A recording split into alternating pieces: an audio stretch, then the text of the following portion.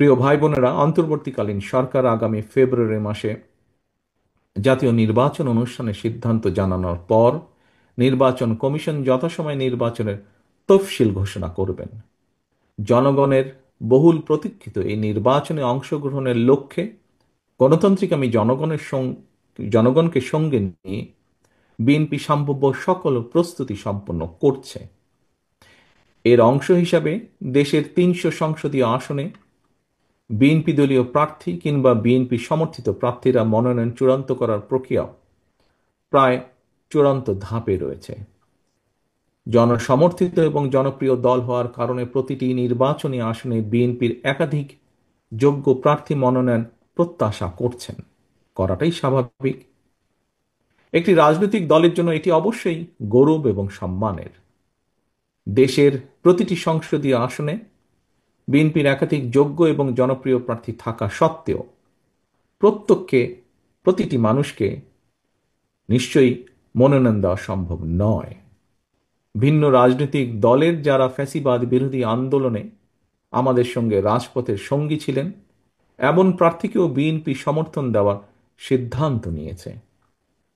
এই বাস্তবতার কারণে হয়তো কিছু সংসদীয় আসনে বিএনপি দলীয় প্রার্থী মনোনয়ন বঞ্চিত হবেন। বিএনপির সর্বস্তরের নেতাকর্মী সমর্থকদের কাছে আমাদের প্রত্যাশা, দেশ এবং জনগণের বৃহত্তর স্বার্থে, গণতন্ত্রের স্বার্থে আপনারা এই বাস্তবতাটিকে মেনে নেবেন। দয়া করে দলের সিদ্ধান্তকেই চূড়ান্ত হিসাবে গণ্য করবেন। আপনাদেরকে আমি আবারও স্বাধীনতার ঘোষকের সেই কথাটি স্মরণ করিয়ে দিতে চাই, ব্যক্তির চেয়ে দল বড়, দলের চেয়ে দেশ বড়। শীঘ্রই পর্যায়ক্রমে বিভিন্ন আসনে বিএনপির মনোনীত দলীয় প্রার্থীদের নাম আমরা জানিয়ে দেব দলের পক্ষ থেকে।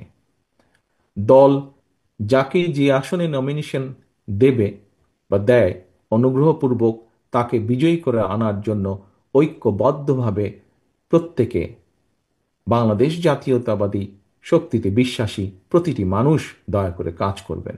মনে রাখবেন, আপনাদের চারপাশে সুপ্ত আকাঙ্ক্ষা নিয়ে গুপ্ত স্বৈরাচার কিন্তু ওত পেতে রয়েছে।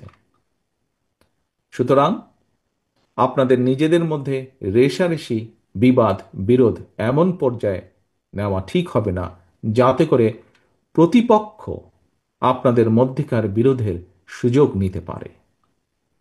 আপনাদেরকে আরেকটি বিষয় আমি স্মরণ করে দিতে চাই।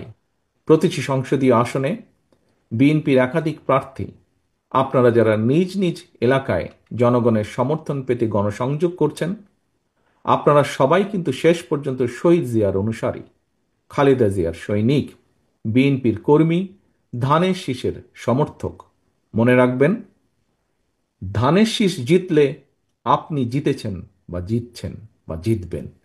বিজয়ী হবেন দেশ এবং গণতন্ত্র।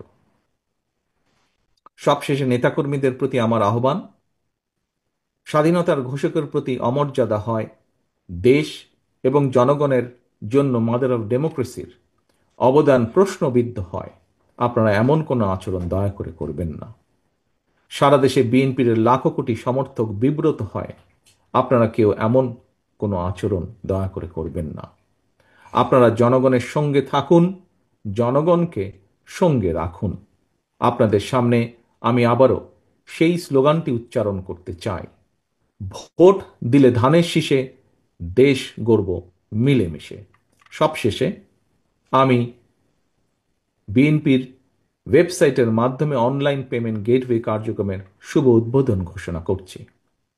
তথ্য প্রযুক্তির অগ্রযাত্রার সঙ্গে সঙ্গে তাল মিলিয়ে বিএনপির দলীয় কার্যক্রমকে এগিয়ে নেওয়ার এই ইতিবাচক উদ্যোগের জন্য আমি বিশেষভাবে বিএনপির আইসিটি বিভাগ এবং এই উদ্যোগের সঙ্গে যারা জড়িত রয়েছেন সবাইকে আবারও আন্তরিক ধন্যবাদ জানিয়ে আমার বক্তব্য শেষ করছি। আল্লাহ হাফিজ। বাংলাদেশ জিন্দাবাদ। বাংলাদেশ জাতীয়তাবাদী দল জিন্দাবাদ।